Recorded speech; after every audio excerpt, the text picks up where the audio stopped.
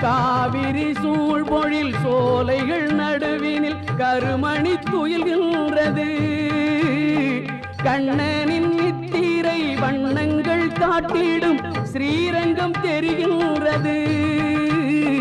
கண்ணனின் நித்திரை வண்ணங்கள் காட்டிடும் ஸ்ரீரங்கம் தெரிகின்றது.